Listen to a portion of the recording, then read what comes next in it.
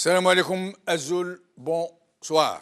Rétro Info comme chaque samedi et nous avons le plaisir pour en parler de recevoir ici sur le plateau Badis Nissa, représentant Talaya El Hurriya de France. Merci Badis d'être avec nous. Nazim Taleb, membre fondateur du mouvement Rachad, membre du mouvement Rachad. Marhaba bik Nazim. Merci pour l'invitation. Merci. Brahim Younsi, ancien cadre du MDA. Marhaba bik, c'est Brahim. Et à la fin de l'émission, nous allons recevoir l'expert Farhat Taïtali pour nous parler de la loi de finances 2018. Donc les sujets d'aujourd'hui, c'est d'abord, nous allons commencer par cette guerre de moins en moins sourde, comme l'a fait remarquer tout à l'heure Nazim Taleb, entre le FLN et le RND. On essaiera de comprendre pourquoi. Puis nous parlerons de la poignée de main entre Ouyahia et le roi Mohamed VI, puis de la loi de finances 2018. Et maintenant, nous allons d'abord voir les titres. Liberté, FLN RND, la guerre sourde des frères ennemis, par Mohamed Moulouj. Avant de commencer, nous allons montrer une scène qui a eu lieu à Tébessa, où on voit une véritable foire d'empoigne entre principalement les gens du RND, du FLN, qui se tapent dessus carrément, à cause d'une élection pour désigner le président d'appui.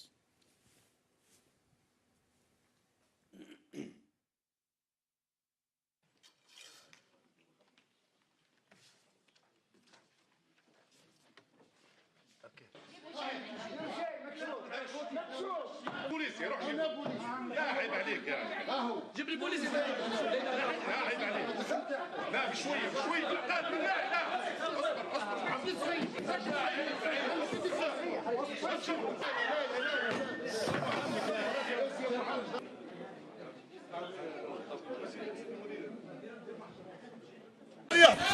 شوف هذه نحن في انتخابات في رئيس المجلس الولايي نحن عملنا ورقه جابونا ورقه زرقاء قلنا لهم خرجت اشاعات باللي راو خرجوها البلتان طلبنا مع السيد الوالي باش يبدلها وبالتالي اسمح لي بعد اسكتي بعد شقاء وتعب قبل السيد الوالي باش يبدلها ومن بعد تظهر ورقه في جيبهم في لي زامبلوف تاعهم زرقاء رغم نحيناه وهذه ما عندهاش الاداره تقول ما خرجتش والاداره ما خرجتش وهي نحن نخدموا بالبيضه والبيضه خرجت وهذه عفن وهذه اداره نحن نطلب من السلطات العليا تتدخل في المشكل هذا. مقر المجلس الشعبي ولاية تبسة كنا شاكين في الامر من البدايه وطلبنا بتغيير ورقه التصويت والحمد لله الامر كل شفاء في اخر لحظه. انسان استاذ محامي عنده ورقه اخرى في جيبه فيها لا وهابط الصندوق بورقه واحده اخرى. هذه هي الديمقراطيه، هذا هما الناس اللي حابين يمثلوا الشعب في ولايه تبسة وهذا هما اللي الشعب حاط عليهم امال باش يهزوا يرغبوا في ولايه تبسة. Ce sont des extraits d'un enregistrement que nous avons emprunté à Achorok, que nous remercions. Alors, qu'est-ce qui se passe entre le RND et le FLN? Avant, il y en avait pour tout le monde, ils ne se disputaient pas, ou du moins pas aussi, de façon aussi visible. Qu'est-ce qui se passe pour que ça ait changé? Qui se lance? Parce qu'il y a seulement un changement. Aujourd'hui, c'est public, oui. C'est devenu public. C'était peut-être sourd, comme vous disiez tout à l'heure. Oui. Mais pourquoi ça apparaît maintenant? Parce qu'il y a des enjeux politiques, des enjeux financiers, et la présidentielle est pour bientôt. Il y a un enjeu quand même. Et vous pensez que le FLN et le RND, comme ils le prétendent eux-mêmes, pourraient compter ne serait-ce que 1 sur 1000 sur les prochaines présidentielles? C'est celui qui plaît, qui doit plaire. Passez-moi cette expression, nous sommes en public, mais qui saura mieux faire la danse du ventre. Et c'est ce que sont en train de faire les uns et les autres. Les propos d'Ould Abbas sont clairs de ce point de vue-là, à savoir qu'il ne cesse pas de dire que j'ai le candidat et le prochain présidentiel, le prochain président de la République qui habite ma tête. Oui, c'est dans ma tête. Ça. Tout le monde sait que ce n'est pas Ould Abbas qui désigne. Je n'ai pas dit cela. Non. Mais ça, c'est une pique. Et lui, il n'est pas dans les secrets des dieux. Ça, c'est une pique. Vraisemblablement pas. Oui. Mais c'est ça aussi la guerre. La guerre sourde dont vous parliez, qui devient de moins en moins sourde et de moins en moins muette. Et de plus en plus violente. Et de plus en plus violente, et nous le voyons. Oui. C'est ça, c'est un des enjeux. Un des enjeux où Yahya veut se présente d'ores et déjà, il s'est toujours présenté ainsi, comme l'héritier, comme le prochain successeur, et l'homme qu'on appelle l'homme des sales besognes, qui a joué, entre guillemets, la loyauté, en tout cas la fidélité au système et au régime, qui est en train de dire, aujourd'hui c'est mon tour. Je dois absolument prendre... Il serait en train de faire cavalier seul, sans l'autorisation de... Il est en train de... Sans la bénédiction, plutôt, de... Vraisemblablement, mais sans doute, je me rappelle de cette... C'est pas une anecdote, de cette histoire biblique et du fils fidèle et loyal, oui. et du fils prodigue. Oui. Et ce sera le fils prodigue qui sera accueilli avec des bras ouverts. Ah, qu'est-ce que vous en pensez, Badis, Nazim?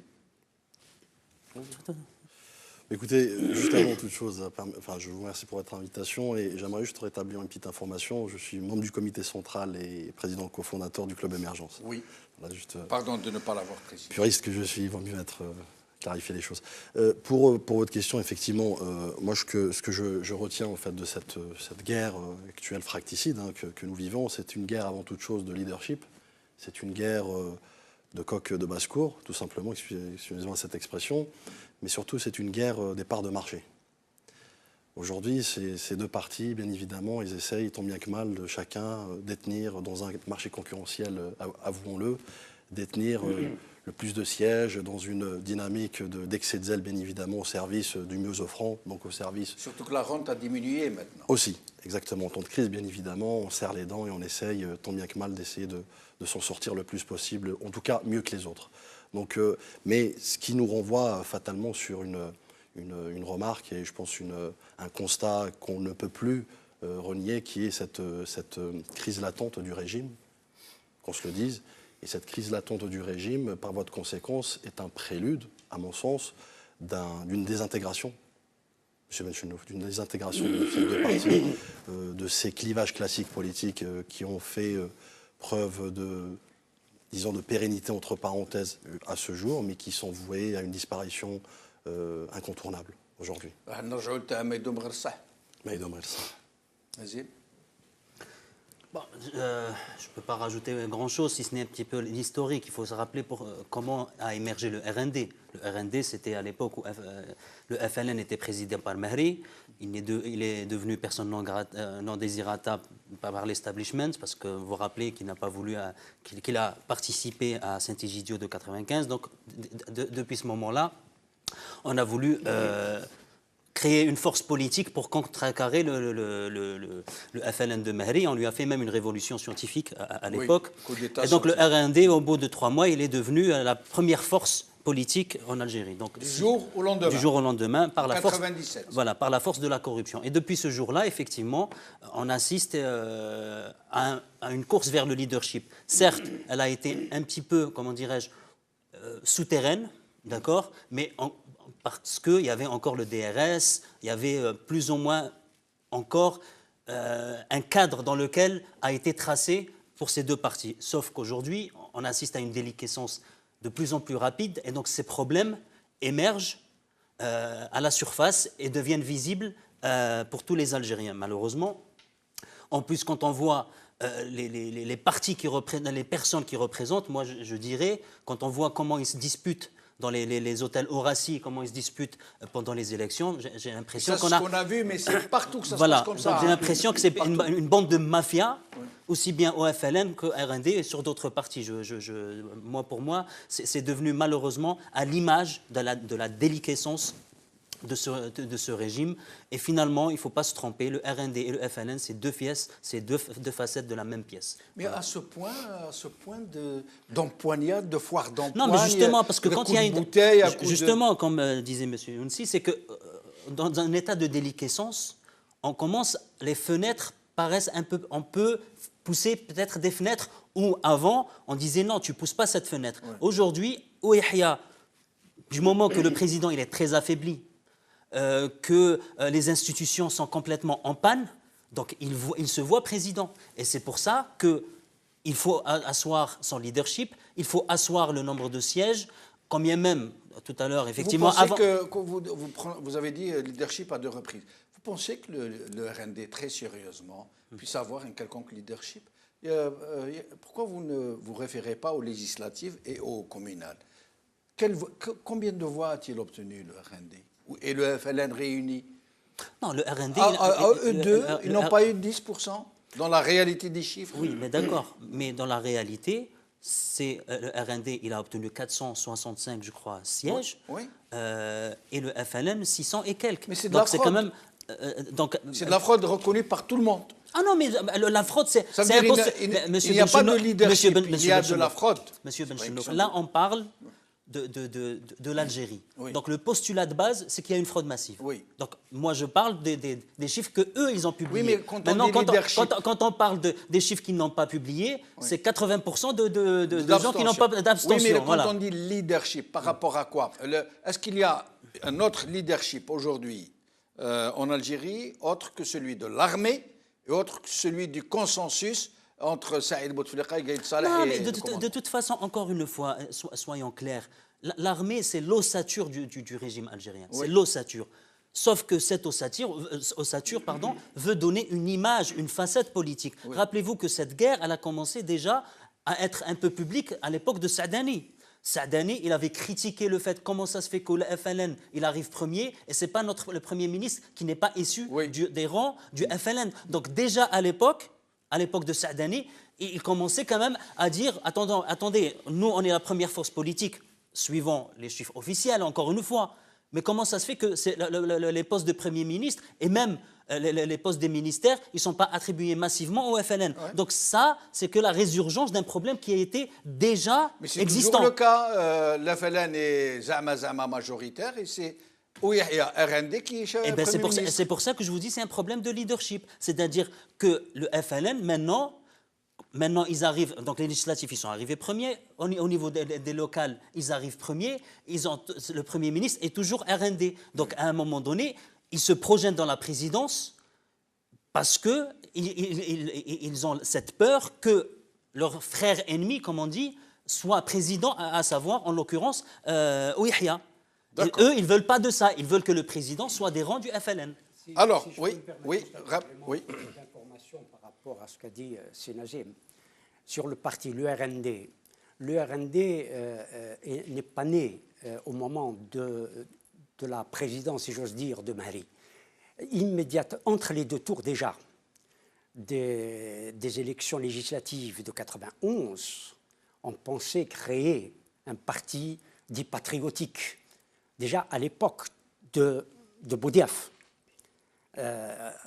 on voulait créer un parti qui était le frère jumeau du Front de Libération Nationale. Non, mais là, j'essaie d'être factuel. Après, moi, les intentions, je ne les connais pas. Mais c'est juste... voilà. C'est ça. Oui. C'est la guerre, déjà, qui était à ce moment-là, effectivement, à la fois chaude et froide, entre le FLN et le parti qui devait naître. Parce qu'on voulait, effectivement, finir avec le FLN à un moment donné.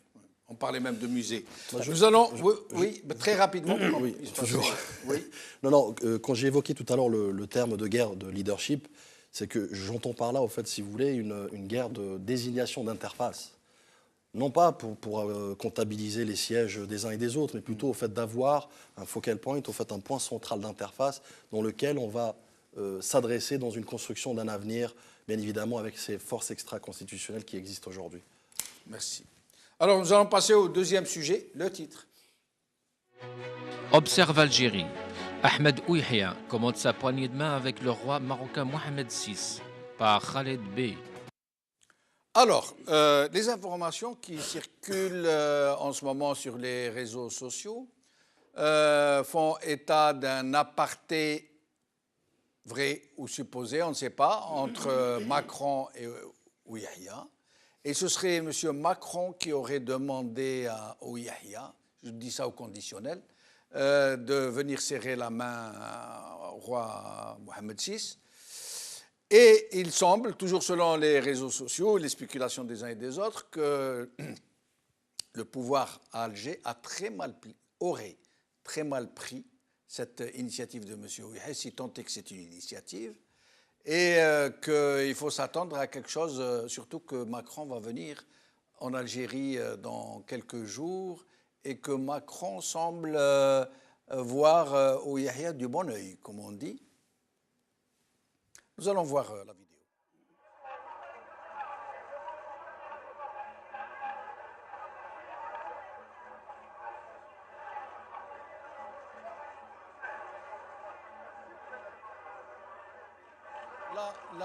Là, vous allez voir que Mohamed VI est au premier rang et Yahya est au 4e rang protocolaire, comme on dit.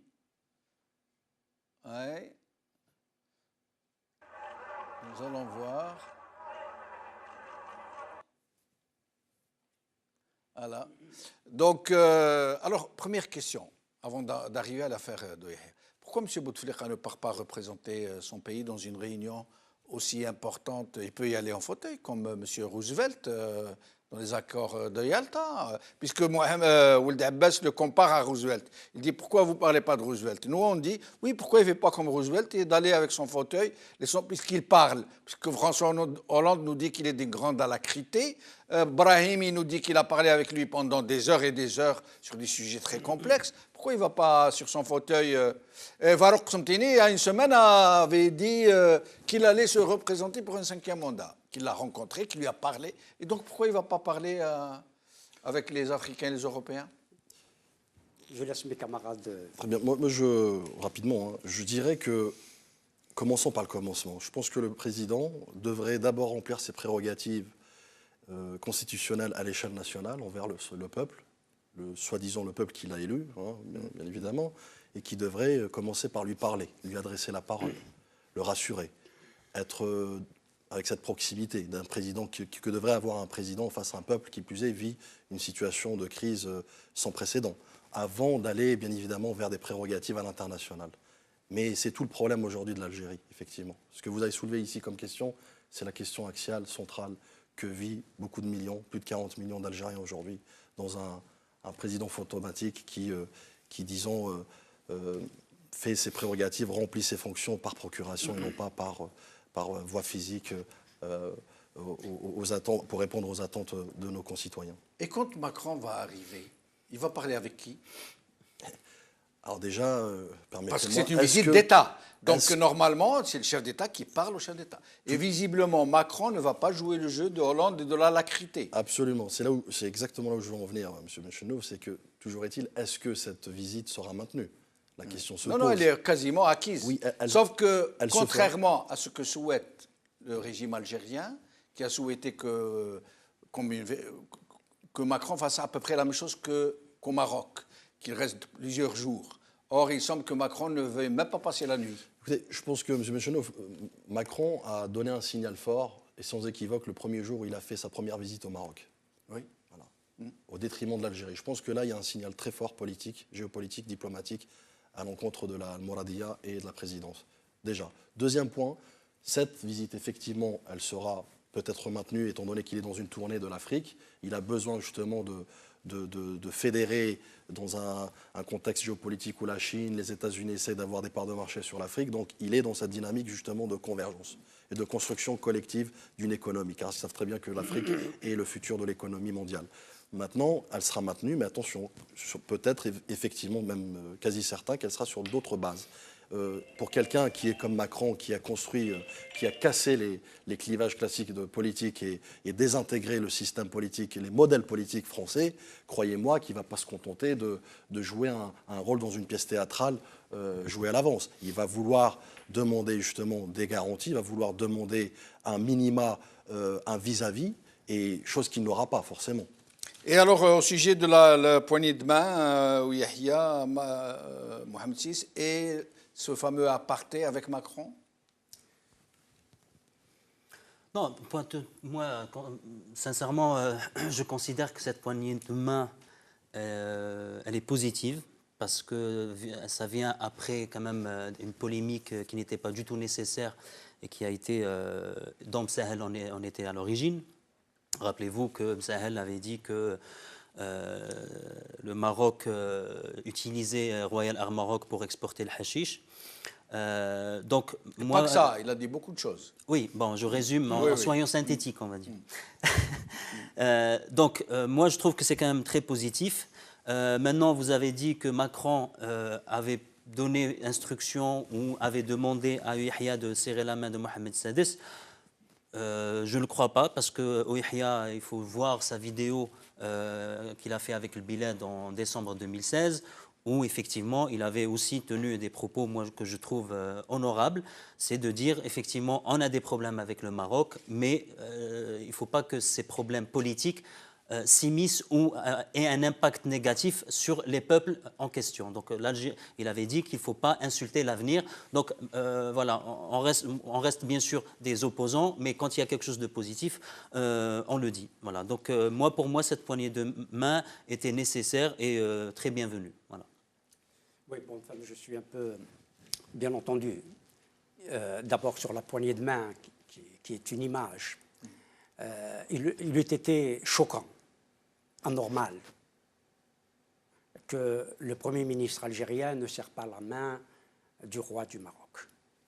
Pourtant, ça s'est passé il n'y a pas longtemps en Afrique, justement, où tout à fait. Où un représentant des affaires étrangères a tourné congrès, le dos au roi du Maroc pour ne pas lui serrer la main. Tout à fait. Mais il eût été anormal, parce que c'est un problème de bon comportement, de courtoisie, et à l'égard d'un chef d'État, d'un voisin. C'est choquant. Oui. Ceci étant, moi je ne donne pas le bon Dieu sans confession à Ouihia, dans son attitude, dans ses propos, parce qu'il a toujours été contradictoire. Ouihia a soutenu, d'une manière ou d'une autre, quels que soient les mots ou les verbes qu'il a utilisés, il a soutenu son ministre des Affaires étrangères. La fameuse déclaration, il avait dit tant pis, s'ils ne sont pas contents, tant pis pour eux. Il a dit autre chose également de plus, dont je ne me souviens pas beaucoup plus, qui signifiait le soutien de son ministre des Affaires étrangères aux propos que son ministre des Affaires étrangères avait prononcés. C'est ça aussi, Ouihia. Sur la poignée de main, c'est cela, c'est que, bon, le Coran le dit, hein, quand on s'adresse à quelqu'un, quand on parle avec toute la courtoisie qui convient, si on le peut, quand quelqu'un vous salue, vous lui rendez le salut. Bon, le Premier ministre algérien a salué un voisin, il l'a dit d'ailleurs, hein, la presse marocaine l'avait interrogé, il a dit, bon, c'est normal, je salue un voisin, nous sommes des voisins. Il y a quand même un point important. Msahel, il a été nommé par le président. Oui. Bon. Ouihia, il a été nommé par le président. Donc, on va dire, au niveau de la gestion des affaires de l'État, on ne peut pas désavouer mais tous non les plus. ministres sont nommés par le chef de l'État. Normalement. Non, chef du gouvernement ne nomme personne. C'est le président qui nomme tout le gouvernement. Sauf que le ministre des Affaires étrangères relève du président, de l'autorité présidentielle. Les nominations se font en concertation entre le chef du gouvernement, parce que normalement, oui, en théorie, mais en Algérie tout est en théorie, donc en restant dans la théorie quand même, le président nomme un chef du gouvernement qui doit constituer ses ministères. Il propose une liste, le chef du gouvernement, soit il retient les propositions du président, soit il ne le retient pas. Bon bref, donc ce que je veux dire, c'est que Ouihia, il était quand même difficile de désavouer son ministre des Affaires étrangères publiquement. Maintenant, effectivement, sa déclaration est un peu brutale pour dire s'ils ne sont pas contents, c'est tant pis pour eux. Ça, c'est beaucoup moins diplomatique. Mais en tout cas, Ouihia reste quand même dans sa position initiale par rapport, en tout cas, à la vidéo que j'ai pu voir qu'il a donnée à Al-Bilad. C'est-à-dire qu'il l'a finalement désavoué et là, c'est pas là, c'est lui qui est parti le voir. Oui. D'accord. Mais donc, s'il avait vraiment soutenu Msahel, il ne serait pas allé le voir. Mais Nazim, à supposer que ce ne soit ni Macron, ni une initiative personnelle de M. Ouihia, à supposer que M. Ouihia ait reçu l'instruction ou la consigne d'aller serrer la main du roi du Maroc, ça veut dire qu'il aurait reçu l'instruction d'Alger. Est-ce que cela pourrait donner à croire que les relations pourraient s'arranger entre ces deux pays qui sont quasiment devenus des frères ennemis, surtout sur le continent Non, africain? il faut quand même connaître la position de la France. Oui. La position de la France, constamment, elle est ambiguë, voire même tendancieuse vis-à-vis du Maroc. Et l'objectif de la France, c'est que justement ce fossé ou cette mésentente se perpétue dans le temps. Ça avantage la France que le Maroc et l'Algérie ne soient pas en bons termes. Donc moi, effectivement, je souhaite que les relations se réchauffent, mais pas sous instruction des Français. Et je ne crois pas que la France verrait d'un bon œil un rapprochement algéro-marocain. Sincèrement, ça c'est mon sentiment. Vas-y. J'aimerais juste intervenir justement sur la question précédente, la poignée de main chaleureuse de Yahya envers le roi du Maroc. C'est une opération de com réussie, je trouve, de Yahya, qu'on se le dise. D'une part. D'autre part, oui, effectivement, l'axe Rabat-Paris ou Paris-Rabat agace l'Algérie. C'est le point de départ d'ailleurs des déclarations de la diplomatie algérienne à travers Msahel. Mais là où je veux en venir, c'est que on peut en tirer deux lectures en filigrane de cette poignée de main chaleureuse envers le roi du Maroc, qui peuvent être distinctes, mais aussi complémentaires. La première, qui consiste, à mon sens, de faire passer un message subliminal au royaume chérifien, pour dire nous sommes à l'époque de l'apaisement. Peut-être de façade, effectivement, mais je pense sur injonction d'Al-Mouradia. Ce n'est pas une initiative propre à Yahya, je ne pense pas. En tout cas, il n'a pas les reins assez solides pour prendre ce type d'initiative.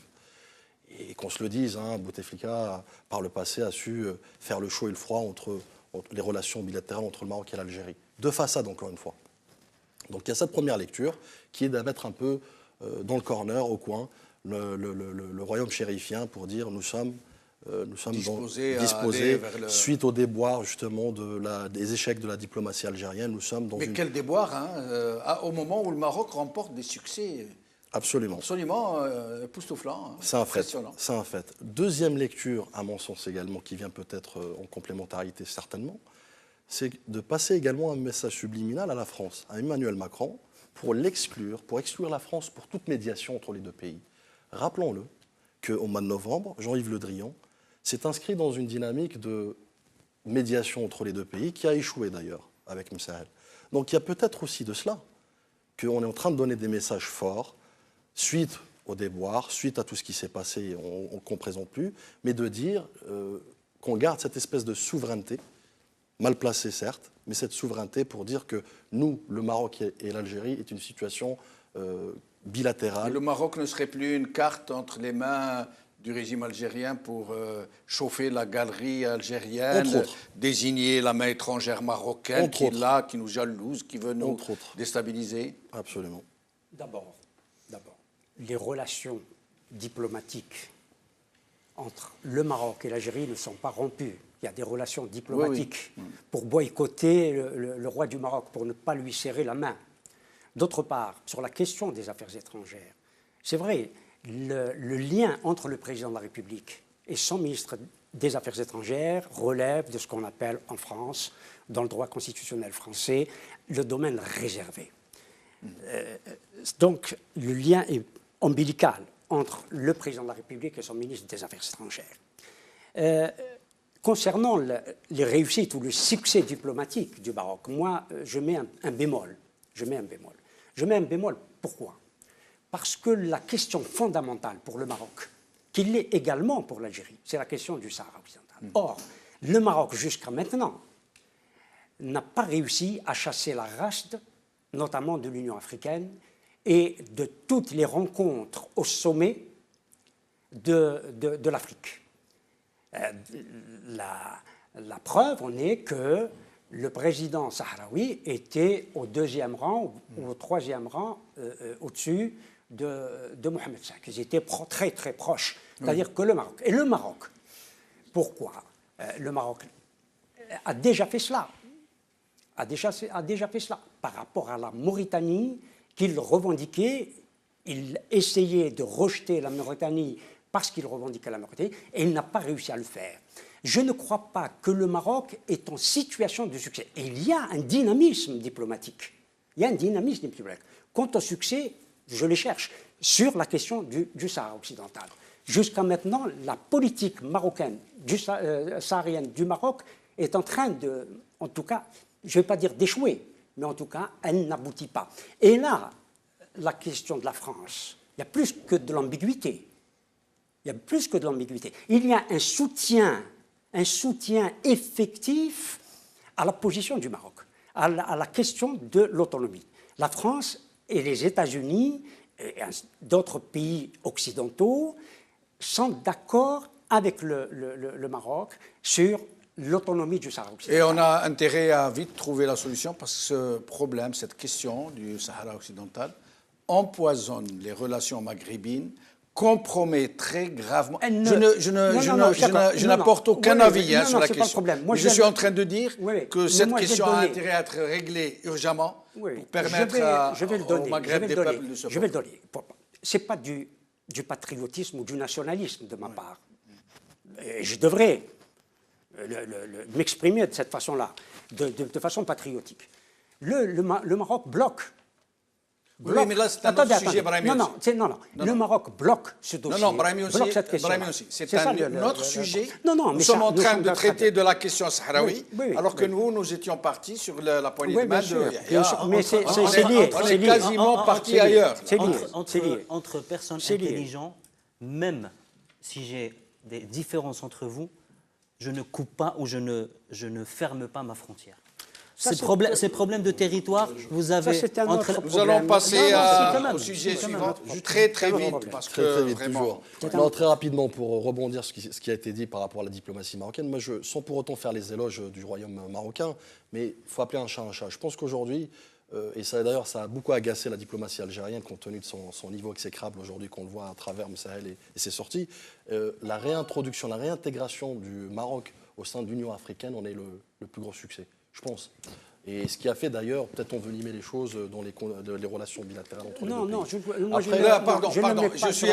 Je suis obligé de vous interrompre. Nous allons passer au sujet suivant. Donc, la loi de finances 2018, le titre. El Watan, la loi de finances 2018, votée hier. L'opposition fait de la résistance par la rédaction. Alors, loi de finances 2018 qui a été signée, donc qui a été dénoncée par beaucoup d'experts et même de parlementaires. Votée. Alors, le Watan reprend la parole de députés de certains partis d'opposition qui parlent de paupérisation du peuple, soutien à l'oligarchie, fin de l'État social. Alors, les représentants, je cite Watan, les représentants de l'opposition à l'Assemblée populaire nationale se démarquent et accusent le gouvernement et la majorité, FLN, RND, MPA, TEJ, de vouloir, rien de moins, affamer le peuple. Ils parlent aussi de cette polémique sur la suppression de l'impôt sur la fortune, le PT, le Parti des travailleurs, qui parle de le pouvoir affame la majorité et engraisse la minorité. Répression dans la rue et censure du Parlement, etc., etc. Et nous avons le plaisir, pour en parler, de recevoir Farhat Aïtali. Merci d'être avec nous. Merci, Jamal. Bonsoir. Bonsoir. Alors, vous avez commis un très bon article sur un journal en ligne. Vous parlez de ce projet de la loi 2018. Vous parlez, entre autres, nous allons en parler un petit peu avec vous. Vous dites... quelques amendements sans incidence sur le fond. Plus loin, vous dites il consacre plus la logique des sauvetages d'un budget plombé par une approche politique que l'élaboration d'un projet de réorientation économique dans un sens ou dans un autre. Et plus loin, le volet orientation doctrinale de notre économie est toujours omis dans nos lois de finances. Depuis que la panique est dans, l'urgence de sauver le statu quo a pris le dessus sur celle de lui trouver une alternative et plein d'autres constats très intéressants. Mais dites-nous en synthèse, Farhat Aïtali, comment pourriez-vous nous parler de cette loi de finances et nous en dire ce qui la caractérise par rapport aux autres en très peu de mots, en 5 minutes par exemple? Écoutez, c'est Jamal, cette loi de finances ne diffère en rien des lois de finances des 3 dernières années. Sous la panique du recul des recettes d'hydrocarbures, les différents gouvernements qui se sont retrouvés piégés avec des dépenses inconsidérées, des exercices où il y avait de l'aisance financière, des promesses populistes qui sont impossibles à tenir dans la conjoncture actuelle, mais aussi une absence totale de vision économique. Nos lois de finances n'ont strictement aucun pendant économique. Ceci est plus ou moins logique dans les pays où l'économie est déconnectée du système de pouvoir. En France aussi ou en Angleterre, une loi de finances, c'est une loi de cadrage budgétaire. C'est juste pour définir les dépenses et les recettes. Elle n'a pas d'incidence sur le champ économique, ni ici en Algérie. À partir du moment où le pouvoir s'est accaparé l'intégralité du PIB en amont et en aval, parce qu'il prélève la moitié, il crée l'autre moitié. Donc le PIB en Algérie, c'est l'État. À partir de là, il faut avoir une vision économique. Comme il n'y a aucune vision économique, il y a juste des politiques populistes qui sont faites pour perdurer dans le temps. Sous la panique du recul des revenus, on a confié la tâche à des comptables qui sont là pour faire des cadrages. Je ne suis pas entièrement dans le détail de la loi de finances dans cet article-là, d'ailleurs je vais le faire plus tard. Il se trouve que même les prévisions de recettes, elles sont tout à fait fausses. Elles sont débiles même pour les recettes ordinaires et même les recettes pétrolières. Ils ont fait dans l'optimisme BA. On dirait qu'on a confié à un comptable véreux le soin de cadrer les comptes, le soin de bidouiller les comptes pour tromper un inspecteur quelconque. Voilà ce qui s'est passé. De l'autre côté, nous avons une opposition, enfin, si on peut appeler ça une opposition, qui fait dans la surenchère idéologique, qui elle-même n'est pas du tout intéressée par une vision ou un programme économique. Ils ont départagé la société en deux catégories, les gros, les petits, les riches, les pauvres, les méchants, les gentils. Voilà, une vision manichéenne, et faussement manichéenne, parce que concrètement, chez les défenseurs du peuple, enfin présumé, on trouve beaucoup plus de prédateurs des fois que chez les gens qui se taisent. Donc cette histoire-là d'affamer les petits pour engraisser les gros, ça ne tient pas tout à fait la route. Globalement, cette loi de finances-là n'engraisse pas les gros, n'engraisse pas les petits. Elle continue sur une fausse politique qui a été initiée au début des années 2000, de dilapidation pratiquement des deniers publics, pour, je ne sais pas, peut-être perpétuer un système jusqu'à la fin de toute recette éventuelle de l'extérieur. Mais il n'y a pas plus que ça. De dire que sur 20 milliards de dollars de subventions en tout genre, on affame les petits, c'est un petit peu exagéré.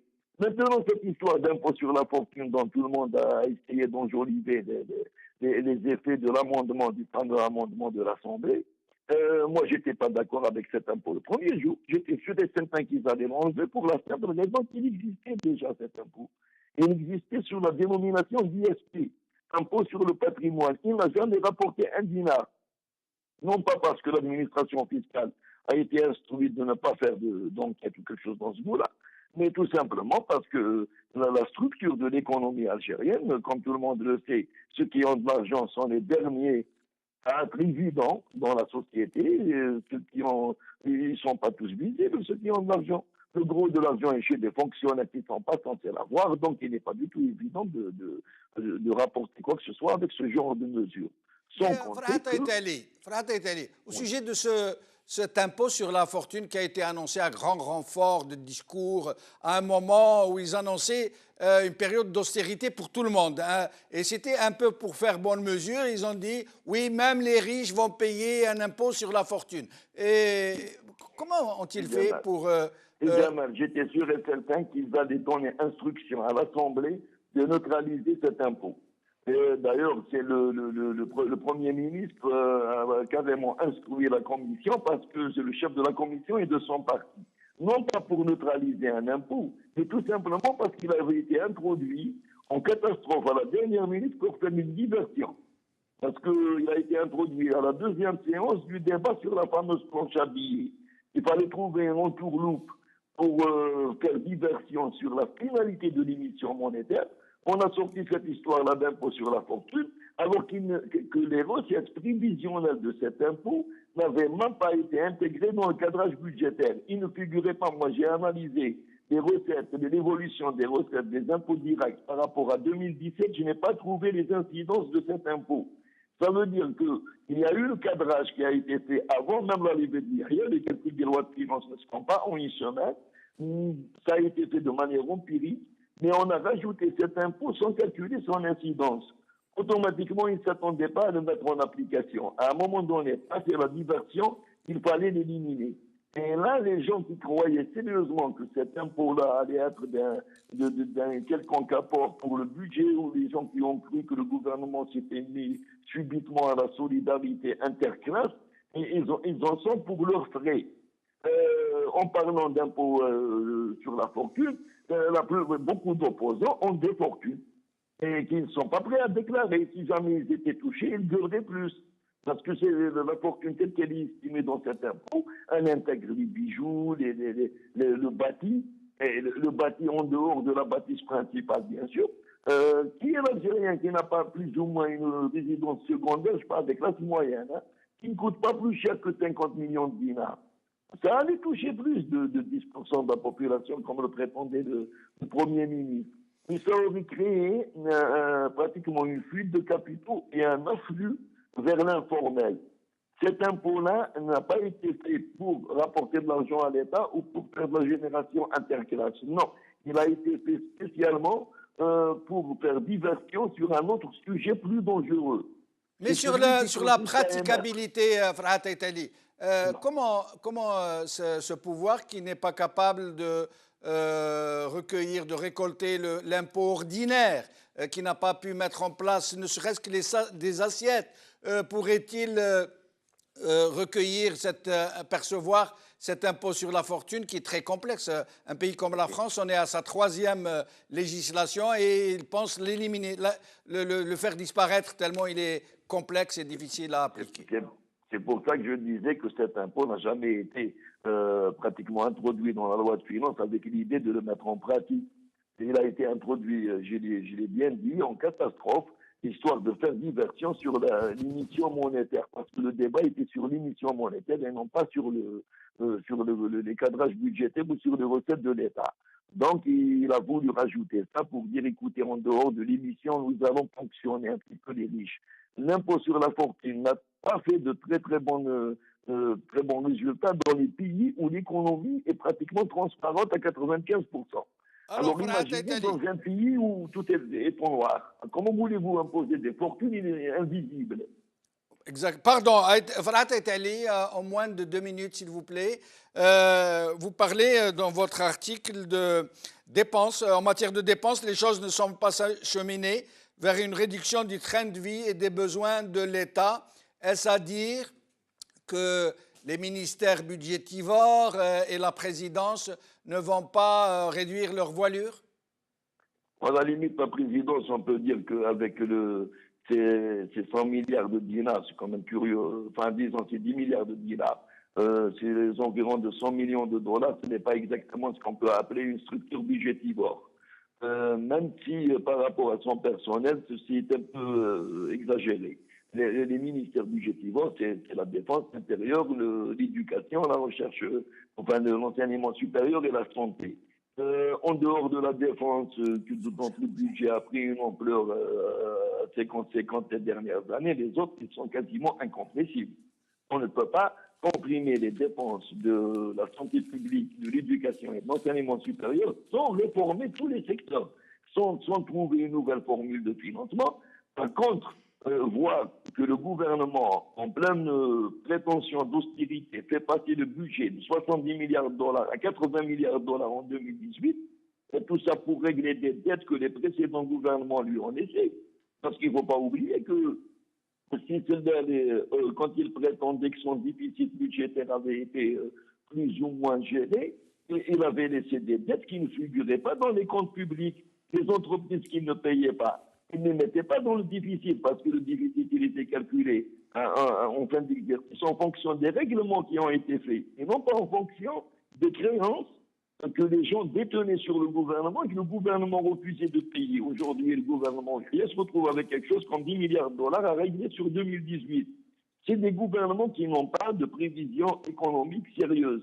Ils naviguent à vue, ils essaient de rapiécer en fonction de la conjoncture, évidemment aussi sur l'effet de la pression de l'opposition, mais aussi de leur propre populisme. Parce que quand on ment aux gens, à un moment donné, on se retrouve en face de ces mensonges. Évidemment, ils ne cherchent pas d'autres mensonges. Voilà la catastrophe. Merci. Merci Farhat Ait Ali, au plaisir de vous revoir. Il nous reste quelques minutes pour parler un peu de ce projet de loi de finances, de cette loi de finances qui a été adoptée, qui attend d'être signée. Donc. Mais non, il attend de passer au Sénat. Oui, oui. Enfin, oui. parlons comme ça. Oui, oui. Formellement. Formellement. Oui. Comme une lettre à la poste. Bon, mais le problème, moi je n'ai pas tout entendu de ce que disait... Malheureusement, oui, le téléphone était un peu... oui, mais... Pas tout entendu, mais parce qu'il y avait des choses à dire, ça serait long. Oui. Ce qui est problématique, singulièrement en Algérie, c'est que tous les budgets sont déficitaires depuis, et on les vote.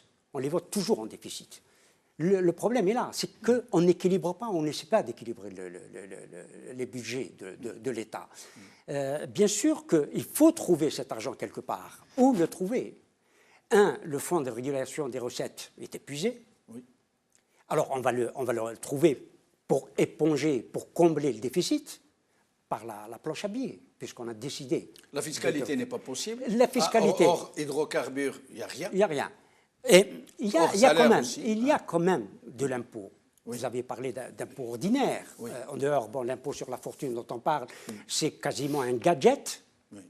C'est quasiment un gadget à côté de la fraude fiscale. Et de la fraude fiscale et de l'évasion fiscale.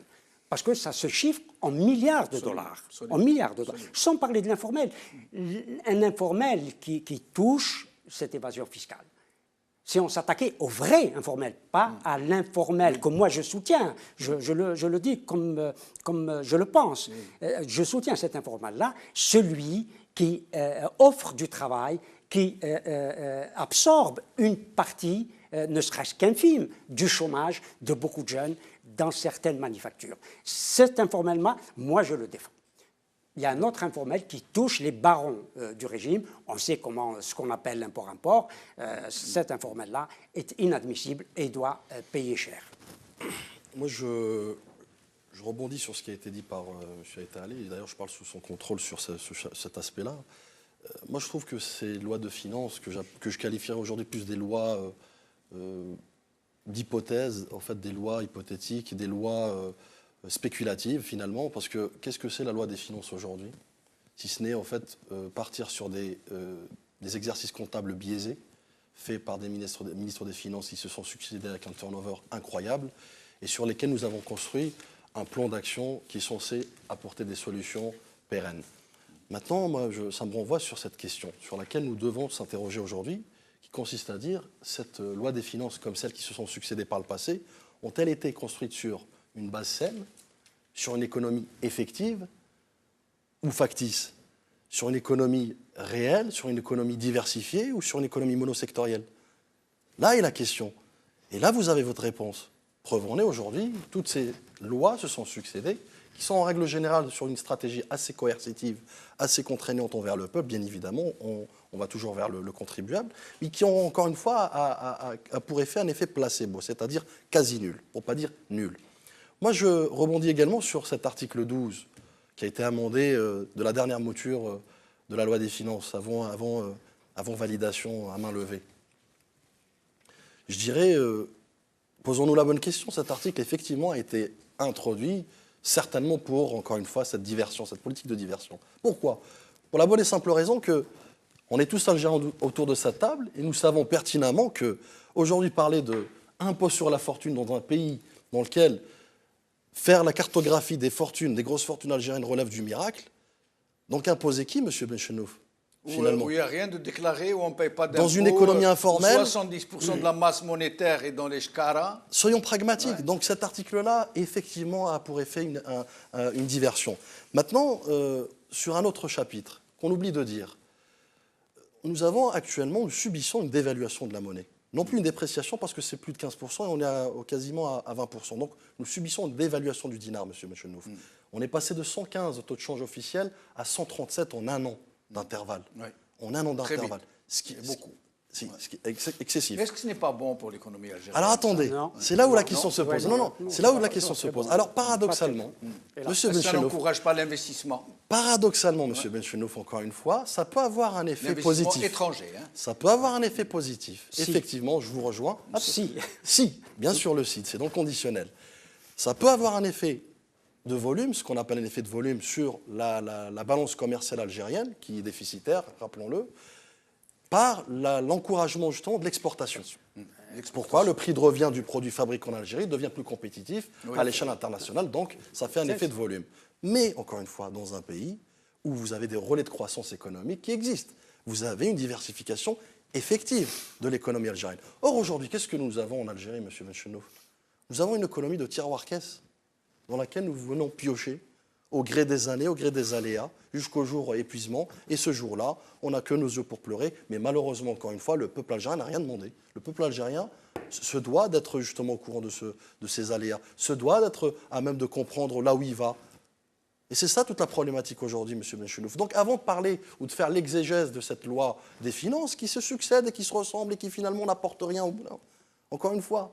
Donc il faut peut-être parfois passer aux choses sérieuses, disons pour une fois, et commencer par ces réformes structurelles profondes, assumer ses fonctions, assumer ses responsabilités, arrêter de jouer au chat et la souris entre le FLN et le RND, et commencer vraiment à répondre aux attentes des Algériens, qui sont finalement un droit si je fondamental. Peux me permettre, si me le permet, c'est Nazim. Bien sûr, bien sûr. Il n'y a pas que la question extérieure de l'exportation, effectivement, la dévaluation ou la dépréciation du dinar, c'est la population qui la supporte. Parce que mécaniquement, les prix... Vous avez la baguette qui est montée de 10 à 15 dinars. C'est une dérive, attention, inquiétante. Oui, absolument. C'est ça le danger. Très inquiétant. Les boulangers ont décidé pour la première fois demain, ça va être les bouchers. D'augmenter le prix du pain.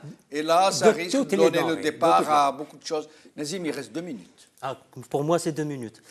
Non, Et les gentils, aujourd'hui avec vous moi. avez donné de votre temps à Brahim Younsi. Chacun son tour. Donc, je n'ai pas chronométré le mien. Bon, moi j'insiste sur une chose. Peu importe la loi de finances, ce qui manque en Algérie, malheureusement, c'est déjà de s'arrêter et de faire ce qu'on appelle dans des pays un petit peu, c'est soit une orientation stratégique, soit ce qu'on appelle ici commissariat au plan, etc. etc. C'est de savoir déjà où est-ce qu'on se dirige. Et normalement, le projet de loi de finances, normalement, doit être en conformité par rapport à notre plan stratégique. Aujourd'hui, qui est-ce qui connaît d'entre nous où sont nos points forts? Où est-ce qu'on peut percer? Où est-ce qu'on peut diversifier? Qu'est-ce qu'on peut faire? Qu'est-ce qu'on ne peut pas faire? On ne sait pas. Il n'y a pas de plan stratégique. Personne ne sait. Exactement. Donc on peut parler, disserter des heures sur un projet de loi de finances. Ça ne veut strictement rien dire quand on ne sait pas où est-ce qu'on va. Quand on ne sait pas où est-ce qu'on va, tous les chemins mènent vers un mur. Premièrement. Secondo, ce projet de loi de finances, comme tous les autres projets de loi de finances depuis des dizaines d'années, consacre encore une fois le plus gros budget à l'apparatus sécuritaire, armée, police et gendarmerie. À peu près la moitié du budget, 20 milliards, 10 milliards.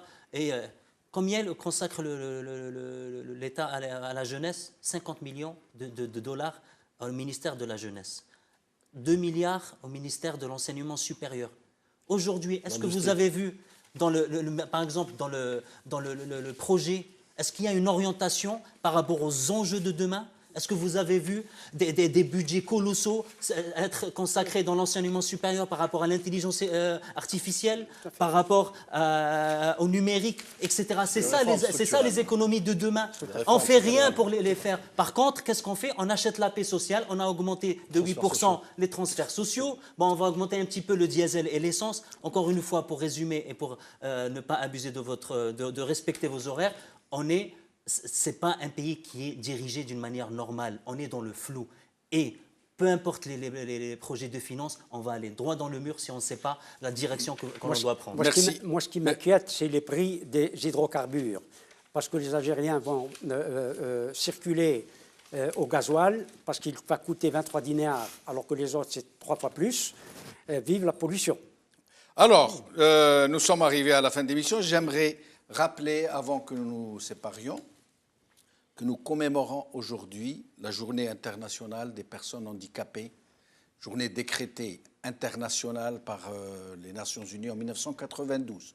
Et vous savez très bien ce qu'est la situation des personnes handicapées en Algérie. Aujourd'hui, nous n'avons pas pu lui consacrer une émission parce que c'est la journée du rétro-info. Mais mardi, Inch'Allah, donc c'est une émission qui sera consacrée aux personnes en situation de handicap. Merci. Extrêmement difficile. Oui. Extrêmement difficile. Oui. Merci Badis Khnissa, merci Nazim Talab, merci Brahim Younsi, merci Farhat Taïtali, merci à vous, chers amis, de nous avoir suivis. Wa ala khair, salam.